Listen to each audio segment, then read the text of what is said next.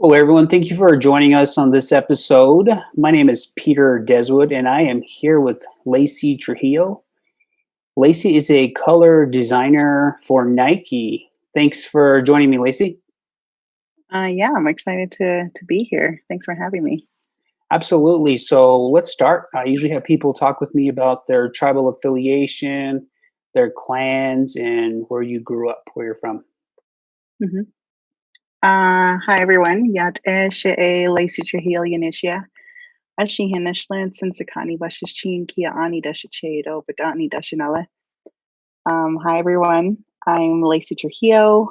I I was born in Shiprock, New Mexico, and I grew up in the Fruitland, New Mexico area. Also in Winter Rock, Arizona. I lived in kind of each place for about 10 years. And I graduated from Winter Rock, Arizona. So yeah, so I spent a good amount of time in each place. But now I currently reside in Beaverton, Oregon. That's awesome. So talk to me about the highlights of your career. I saw your webpage and you have a pretty nice resume. So talk to me a little bit about that. hmm so I graduated from Arizona State University, which led me into studying also to at Pencil Footwear Design Academy. And then I transitioned to a position at Nike, which I started in Nike cleated. So everything from football, baseball, lacrosse, softball, a little bit of rugby.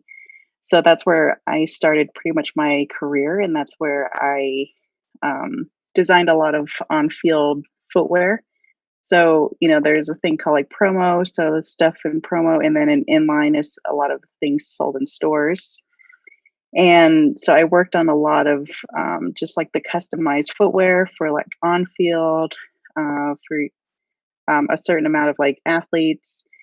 And and then also too, I did all like the NCAA footwear as well. So I did a lot of more like high profile footwear for cleated. And then I transitioned into a position in tennis, which I was pretty much the only color designer in tennis. So I handled everything from what went in stores and then what showed up on court. And then, just being like the designers for Rafael Nadal, Serena Williams, Naomi Osaka. So, there too is like a lot of like high profile footwear since we did represent a lot of, um, especially like a high profile women athletes in like the whole company, because we do have Naomi and Serena. And then at a point we did have Maria Sharapova. So, there was a lot of, on court, on TV, showings and everything. So it was a really cool opportunity to be a part of all of that. So, talk with me about these people you work with. Did you get to meet them in person? Talk to me a little bit about that. Yeah. With the football athletes, I mean, I did get an opportunity to go to Pro Bowl, which was in Orlando in, I think, 2018. So there was kind of like my biggest opportunity to meet with a ton of our athletes all at once and kind of sit down with them, talk with them about their footwear. And just kind of get to know a little bit more about their personalities. Like, do they want to be more conservative? Do they want to be, the life of the field or whatever? So there is a lot of good opportunities for me to meet them and kind of see what their personalities were. And then when I transitioned into tennis, I did meet a good amount as well. So I was able to go to two major slams, one in New York for the US Open and the Australian Open. So there we do have the opportunity to meet with a lot of our athletes, just not only top tier like Serena and Rafa, but the lower tier ones, where we can, talk to them more about like their footwear issues. It's because we do have a full team of footwear people there. So everything from product designers, color designers, brand marketing. So we do have the opportunity to just really also to get to know them, build that trust with them. And I feel like Naomi Osaka was one of the top tier athletes I really had the opportunity to meet with a lot more than our other athletes, mainly because I started with her when she transitioned into her Nike contract. So she was with Adidas for a bit, but then she got signed to Nike in April 2019. So for me to kind of work with her from the beginning, I was able to kind of, gain that little trust from her just because, I've started out with her from the beginning to now. So I feel like there's probably a little bit more trust and I'm more of like a familiar face to her. That's awesome. Were you starstruck or anything? I feel like I get, that question a lot. It's like, how do you meet with athletes that, are so, so famous and everything? And I think it's when I think about like the football athletes, like I wasn't, a huge, football fan. So for me, I was still getting to know a lot of these guys. Like I knew, like Le'Veon Bell and like, um, OBJ.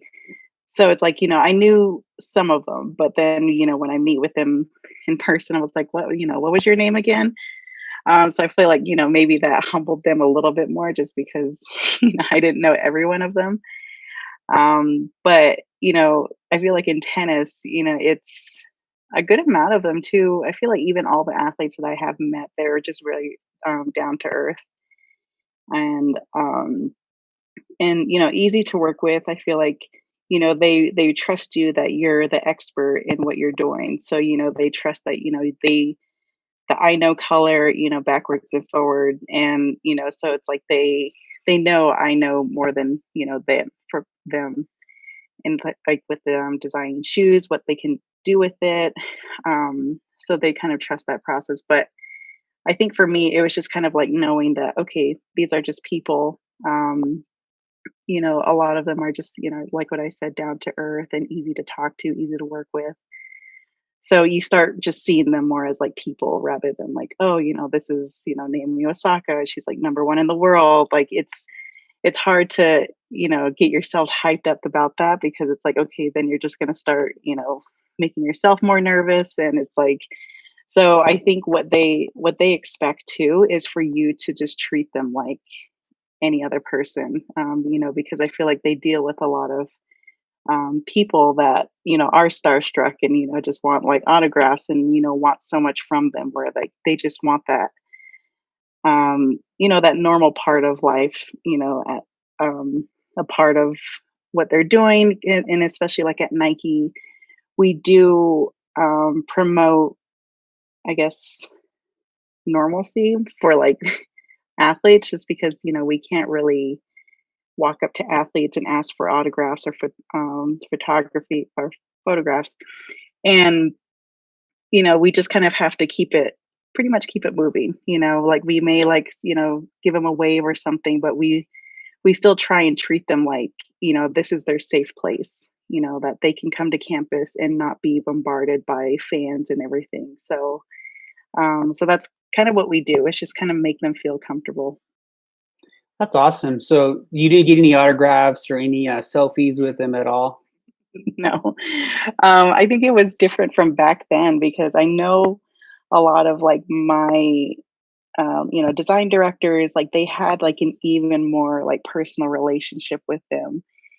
And, they would go to their houses and stuff like that. And, um, they would just like give them like autograph, like game gear and stuff like that. Like, and so I feel like the relationships we do have now with athletes is a little bit different. It's not as like on that, super personal level. Um, but no, I don't have any signed year just yet. So stay Not tuned. yet, huh? That's cool. you know. So who's the coolest athlete you met? Um, let's see.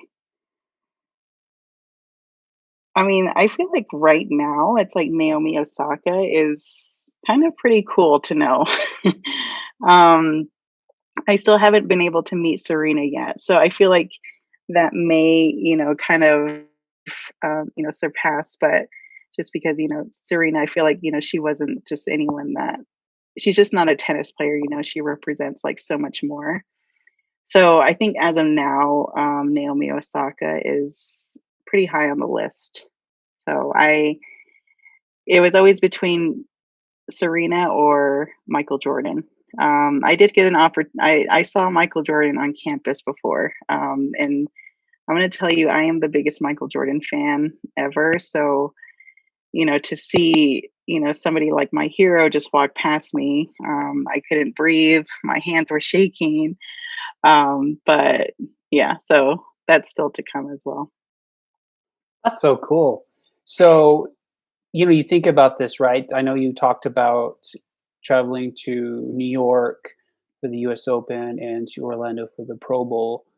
Talk with me about some of the other places working for Nike has taken you, like as far as traveling. Yeah, I feel like the biggest opportunity was going to Australia, and this is like the biggest trip I went on, and it was also the first international trip I've ever been on before.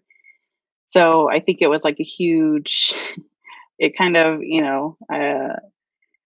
took me. It was like the opportunity to go there. You get flown like business class and whatever. So it kind of set the bar high for like all the other trips, kind of, even just like my personal trips.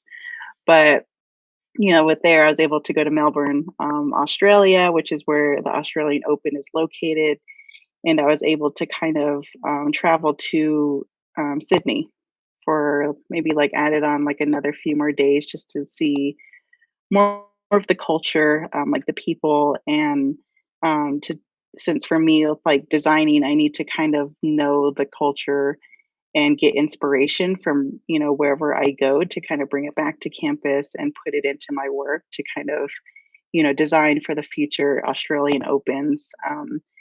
So it's it was there, and also New York, um, which I have been before, but I feel like it was just like an opportunity to really see, I guess, maybe New York in a different way, especially around the U.S. Open, to actually see actual tennis matches, pro tennis matches between like Serena and Maria. And, I was able to see Rafa in Australia. So I think, just kind of seeing those firsthand were just like, amazing opportunities to be actually like, center court and kind of see that, firsthand rather than being way up in the bleachers. Um, so I think, just those opportunities are something that I, would never get if I weren't at Nike. And then we do have like little small trips to like, Los Angeles or, Seattle or something just to get some type of inspiration. But I mean, hands down, Australia was, the best experience I could have ever had. That's so cool. Love Australia.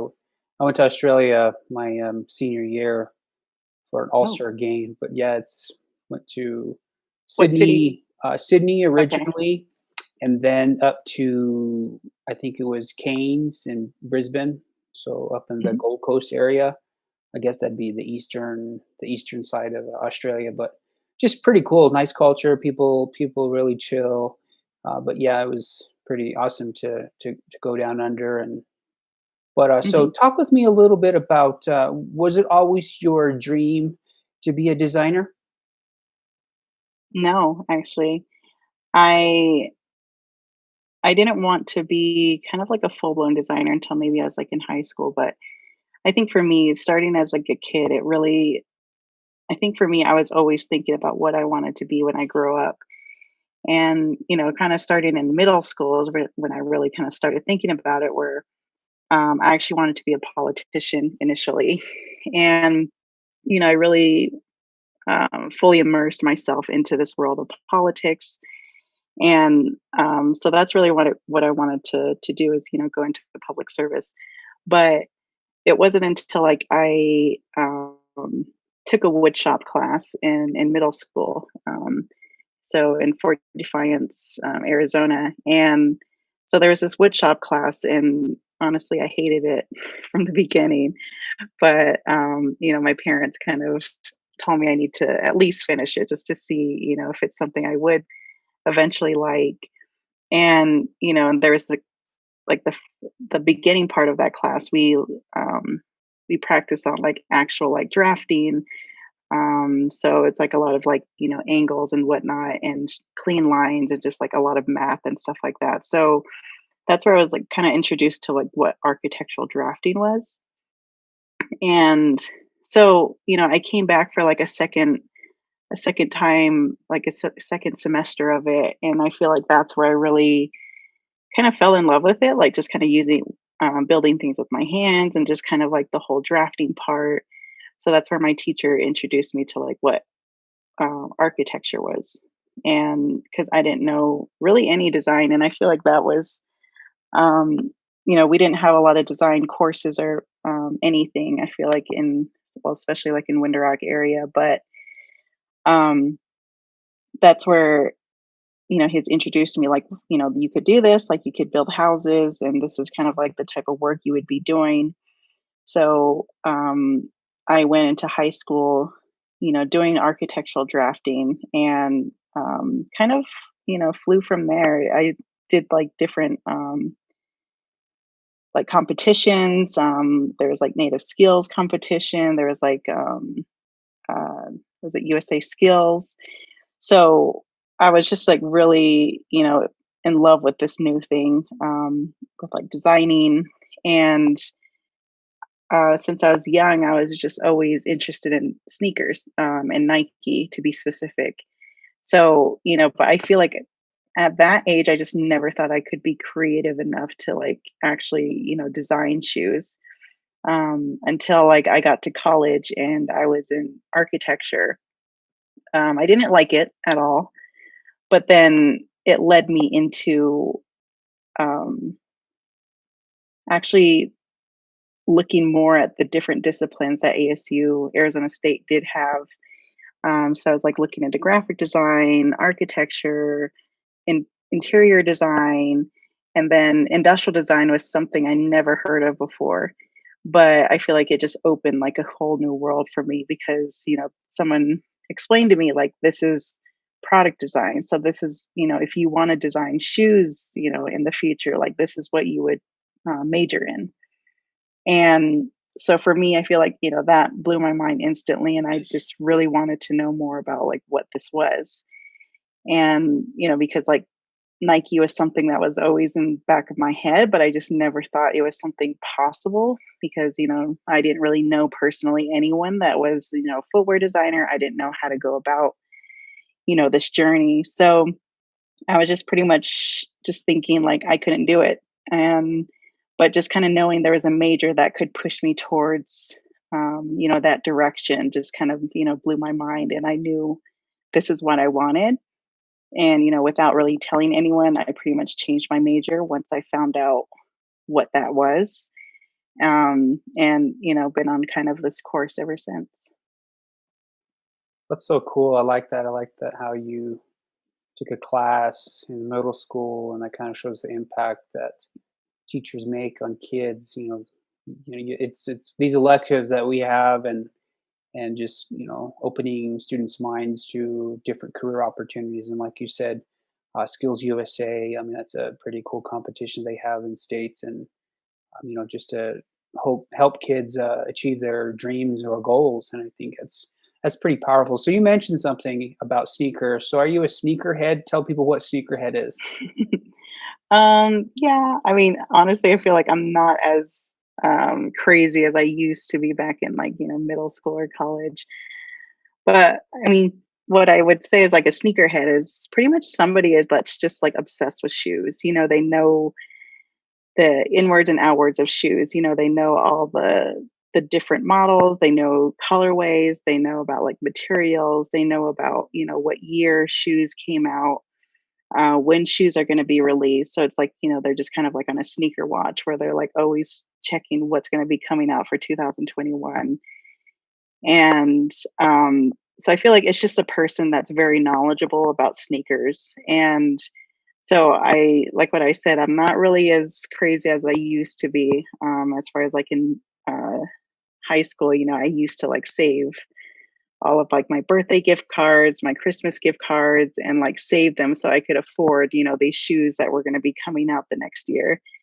So, I really, um, I don't know, I was just like super obsessed. And, it's different nowadays because I feel like back then there was such like a passion for it.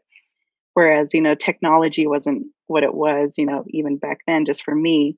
So, we would have to physically stand in line for shoes for like hours on end. There was like a time where I stood in line for like, 10 hours just to get a shoe that actually I didn't end up getting. So they, completely sold out once I got to the front of the line, which is a very devastating day. um, but it was just, it's stuff like that. I worked hard to get every single one of my shoes, and I feel like for now, it's like it's hard to get like let go of those shoes that I got back then because they just have so much sentimental value, and like I put so much work into it. So now it's just accumulating. But yeah, but I feel like now it's like working at Nike, there's it's kind of different, it's like now it seems a little bit more accessible since it's, we're around shoes, all day. So I don't really necessarily may have to work as hard as I used to back then, but I mean, I still, love the whole, culture of it and just like learning more and like seeing, like now it's like I know the process of like colorways and even just like designing. So I feel like it has now more like meaning of like, oh, like this is, how this was made. This is how, this colorway was named and stuff like that. So yeah, that's a sneakerhead. Yeah. So, how many? Share with us how many pairs of sneakers you have. That's one question. And then, what is Yeah. your favorite pair of Nikes? So I've kind of come to close, maybe I'm sure that's more now, around like 200 sneakers. Um, I feel like there was a time where it's probably more, but I think as I'm getting older, I'm just kind of like, you know what? I have like too many shoes, and I don't have the space for it. Um, but my favorite shoe of all time is going to be the Air Jordan 3, and the colorway is cement white. So that's pretty much hands down my favorite sneaker. Nice. Those are nice. I like those. I like the Mhm. retro Jordans. Those are, Yeah, yeah, same. yeah, those are nice. I like those. So, talk with me a little bit about how you ended up at Nike. I know that was probably a pretty cool story to talk about. And was it smooth sailing? Did you have to work hard to get there? Talk with me about that. Oh yeah, I feel like getting to Nike was one of the most challenging things I've ever done, and that it's a lot physically, it's a lot mentally, especially mentally because you're what you do have to remember is you're competing against the world, pretty much for a position here at Nike. They only choose the best in the world. So I think that's what I had to keep reminding myself, like, to kind of keep going is like, okay, you're competing against a lot of, very creative people. But I think for me, it was just, taking these different steps from college to kind of get to where I am. And, the whole journey started my second year in college. And it came to a point because what we have at ASU is called like a milestone. So, I mean, first year, you're kind of learning more of like the basics. And then you have to apply for the milestone. So there's only maybe like 38 spots available. So you have to apply to this first in order to proceed into the next year. So once I, got over that hurdle and, now I knew I was in the program, I started looking at, okay, now that I'm in, how am I going to get to Nike? Because at this point, I still didn't know a footwear designer, and I wasn't sure how I was going to, progress from there. And so I found out in seven, they were having a summit, and I kind of saw that as my opportunity to to actually go to Oregon, to visit the headquarters and meet people. It was more about like probably native wellness is what like the whole summit was about. But for me, it was just I was just using it more as like an opportunity to network. So it wasn't really anything geared towards me, but I mean, a lot of their seminars was were really interesting with like wellness and nutrition. Um, but before I went, well, let me back up. To actually afford my trip to go to Beaverton, I had to sell some of my retro Jordans. Because I'm pretty much like a poor college student. So I'm like, okay, I have to fund in some way. I need to invest in this because this is my dream. Including the Concord 11s were one of the shoes I sold actually. So, so it started there. And 2 weeks before I'm about to leave, I email the most pretty much famous sneaker designer in the world, and his name is Tinker Hatfield. And he was somebody that I really looked up to when, middle school, elementary school. I would, always read about Tinker Hatfield because he is like the original designer of a lot of like the most famous retro Jordans. He's the mastermind behind the actual like Air Max bubble. So, he's the one that designed that.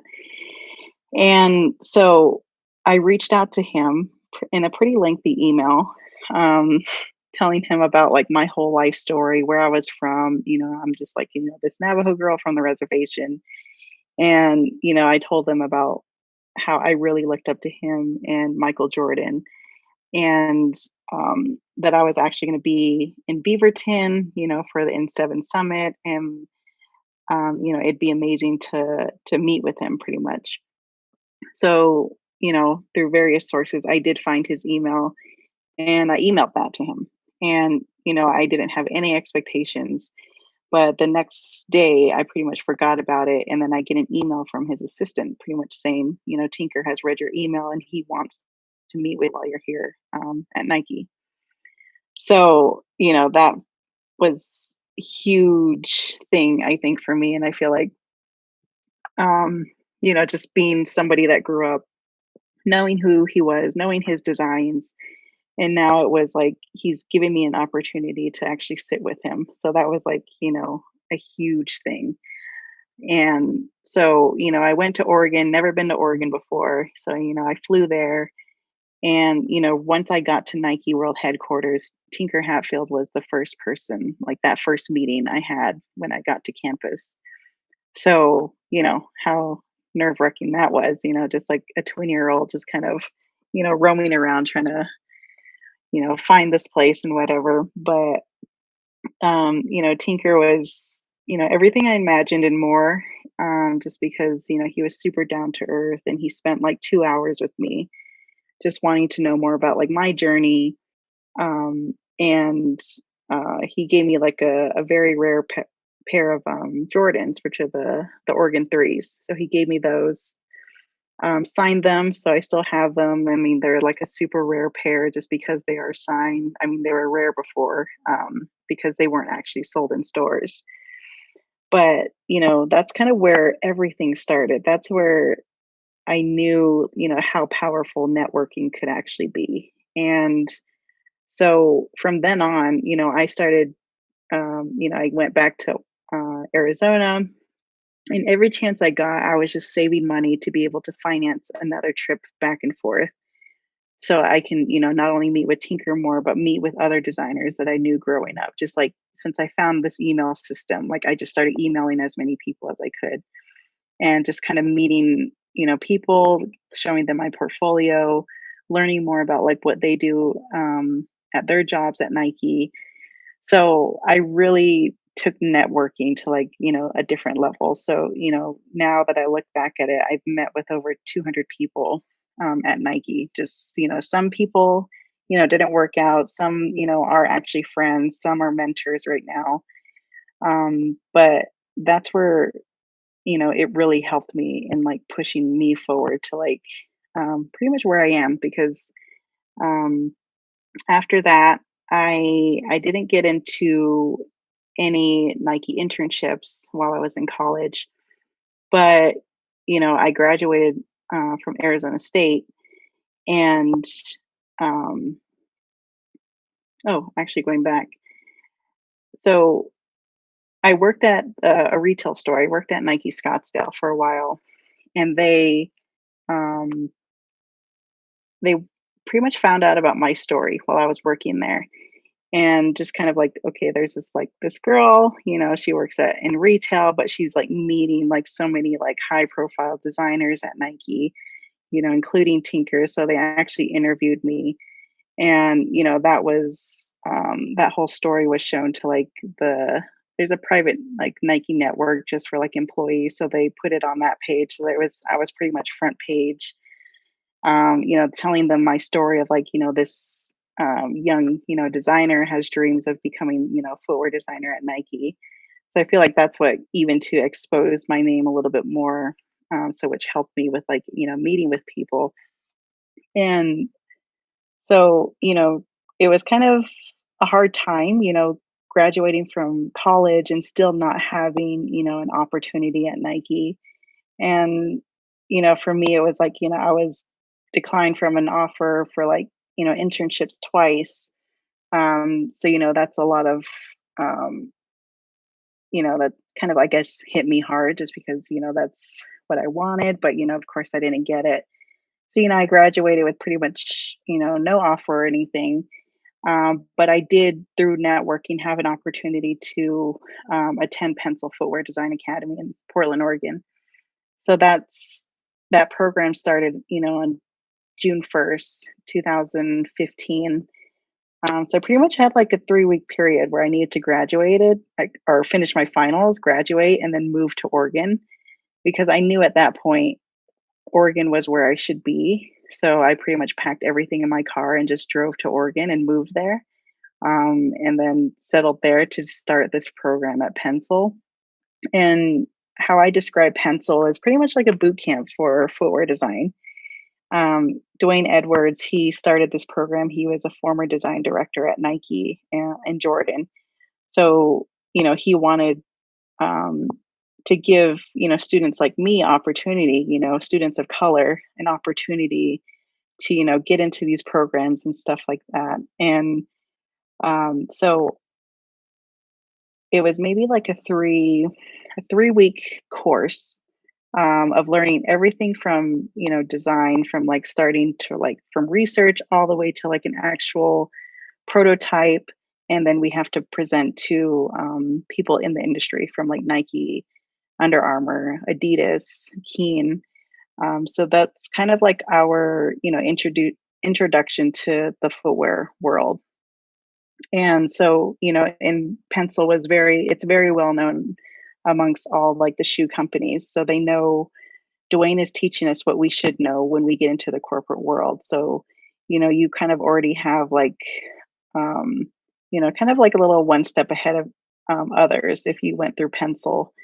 And then, of course, I lived there, and then I started working for the Nike company store, which is the employee store in Beaverton, Oregon. And I still kept networking.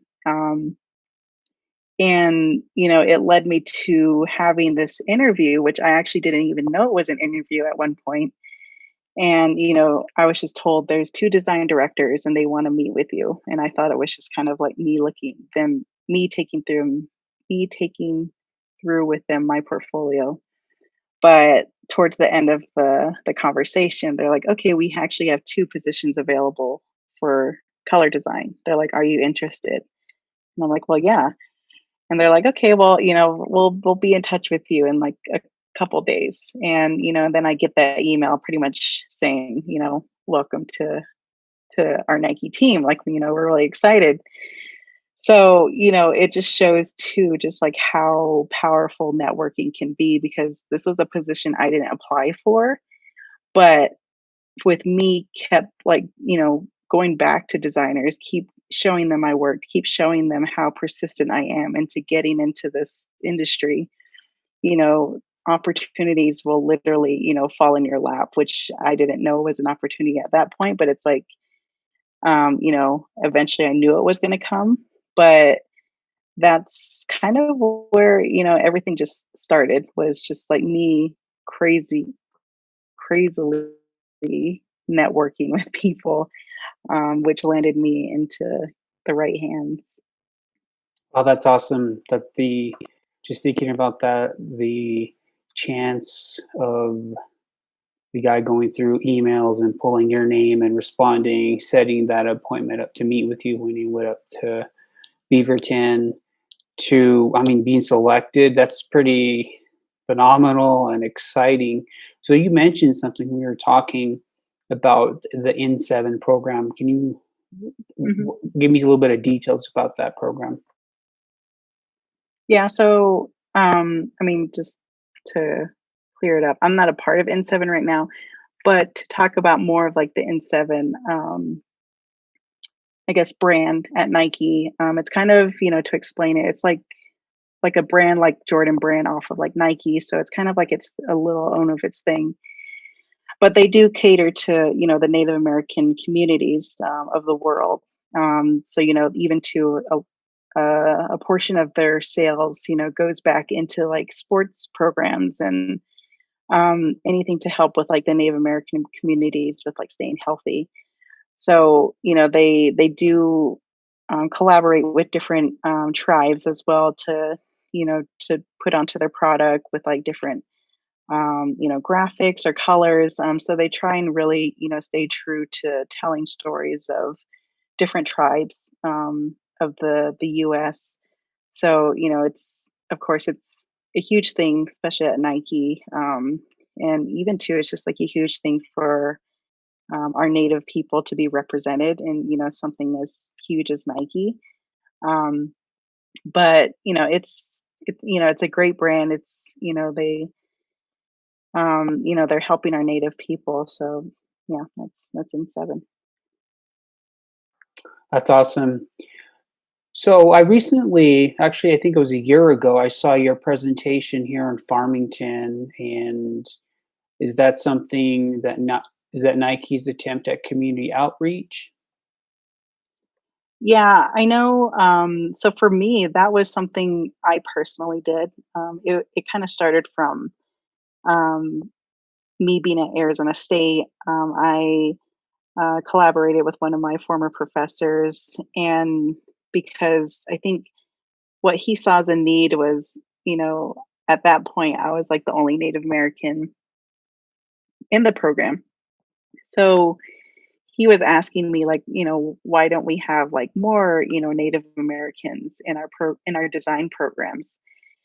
And even too, it's like ASU is one of the most like the college with like the biggest like Native American community. And so he just kind of saw that as like, why aren't there more Native Americans? And because he thought, the past natives that he has in class, he's like, they've done, very well. So he's like, I just, want to know more about that because, we come from you know, a culture with great storytelling. And so, I was just pretty much my answer was, we don't know about it. And, pretty much with me, like in high school, we only had like one architectural class, but that was it. And so, we don't there's, design isn't hugely represented, I think, on the Navajo reservation.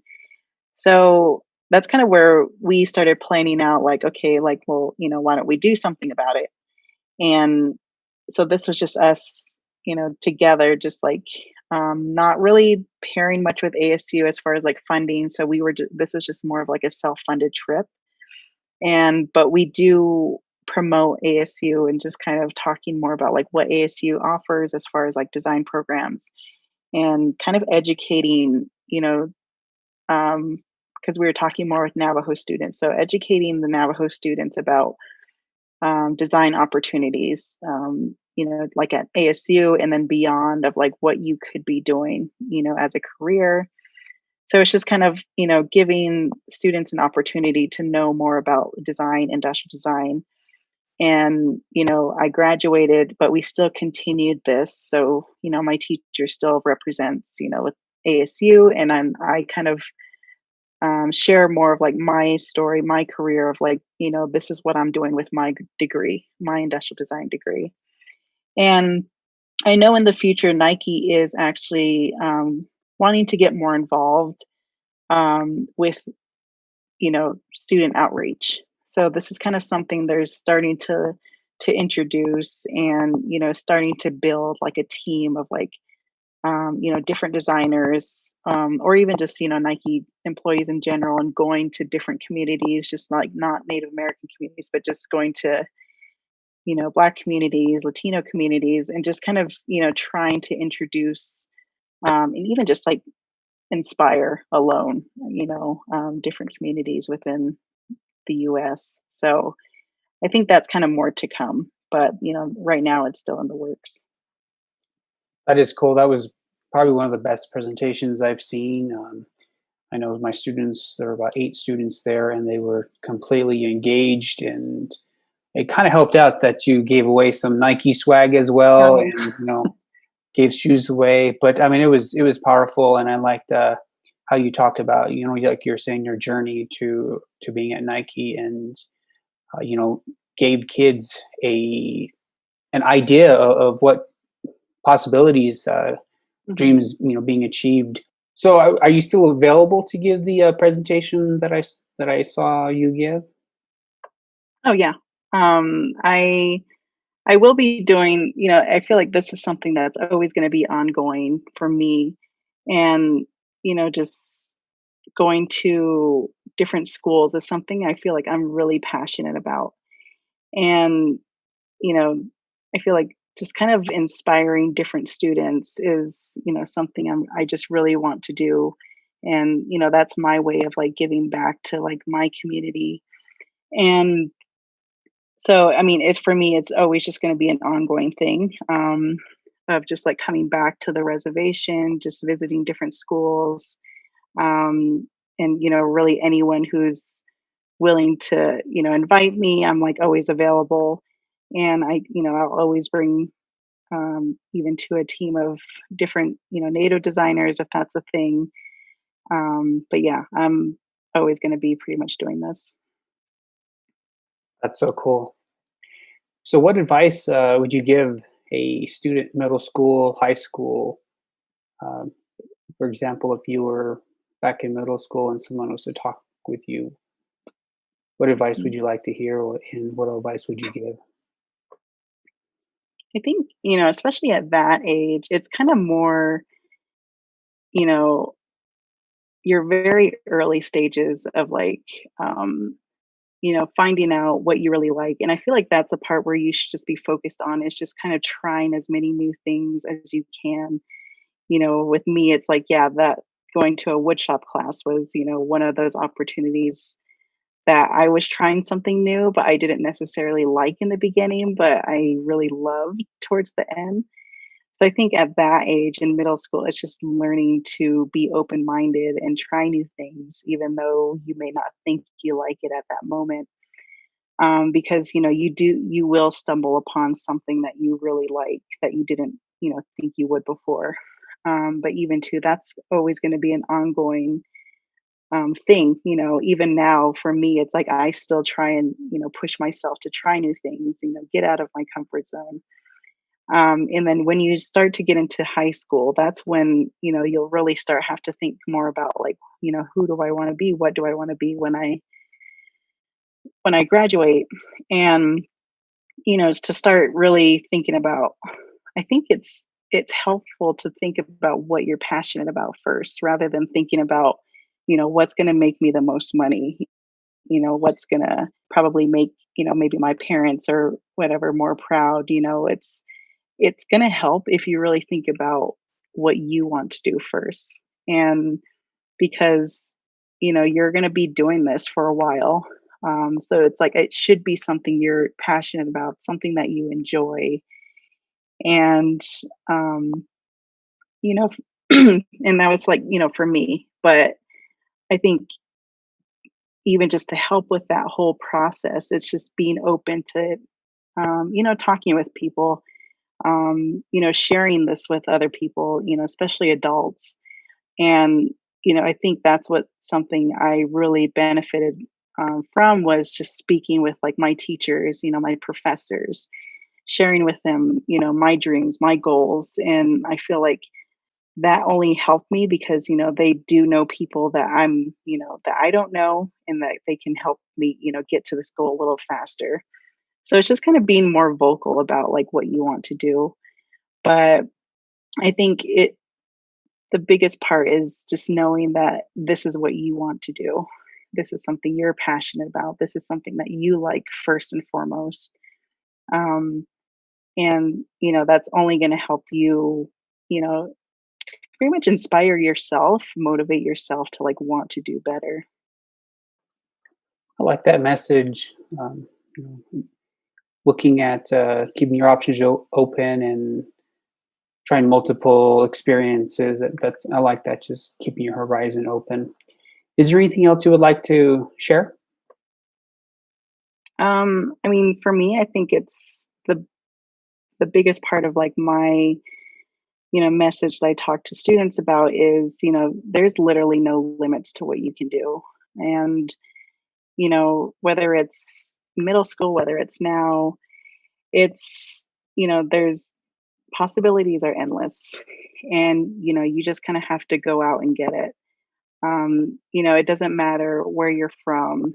It doesn't matter who you know at this point. It's just if you are willing to work for it, it's like anything is possible.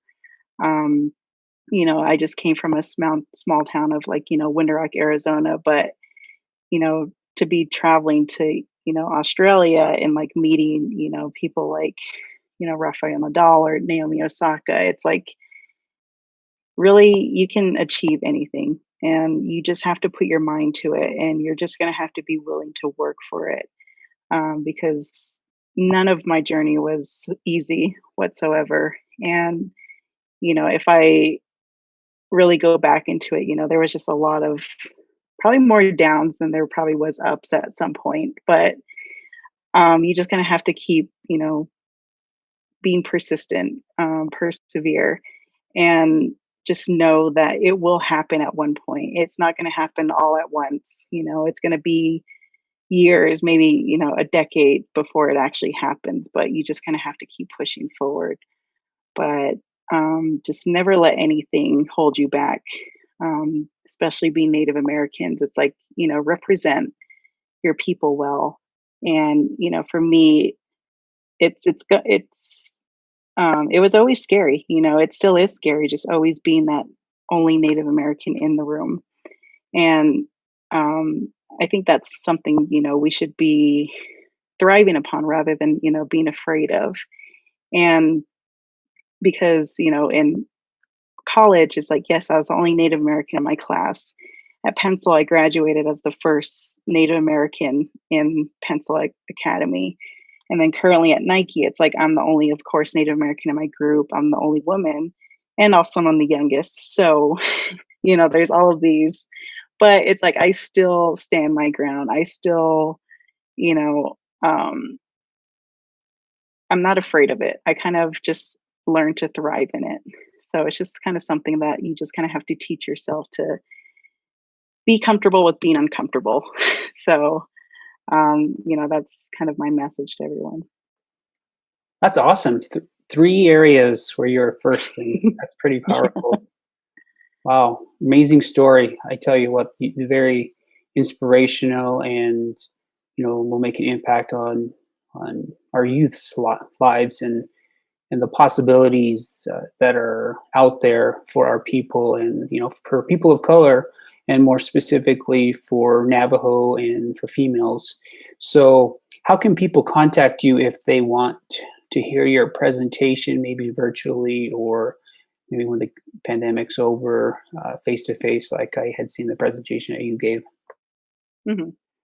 I mean, it all depends, but I do, show up in different places in schools. So, I mean, I sometimes try and do my best to kind of promote that on my like Instagram page. But my Instagram is Lacey, which is LACEY underscore T. And my email is Lacey, LACEY, at Lacey Trujillo, which is LACEY TRU JILLO.com. And then I also have a website, which is LaceyTrujillo.com. LaceyTrujillo.com. So those are, different areas to contact me. But I mean, if anyone is interested also as, carrying me on as a speaker at their school or any type of event, like I'm always available for that. So they can contact me on those. Absolutely. I'll add that to the show notes as well so people can click on that link. Okay. But Mhm. I really appreciate your hearing your story, Lacey. And like I said, it's definitely going to inspire some natives and some female students out there.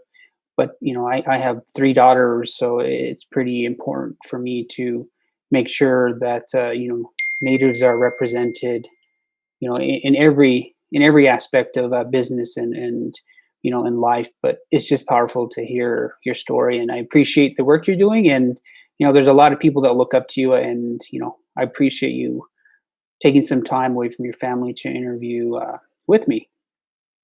Yeah, no, I'm super excited about this. So thank you.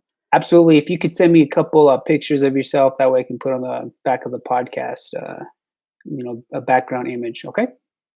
Okay, All right. cool. Thanks. And we'll talk with you later. All right, All right. thanks. Yep. Bye bye. Bye.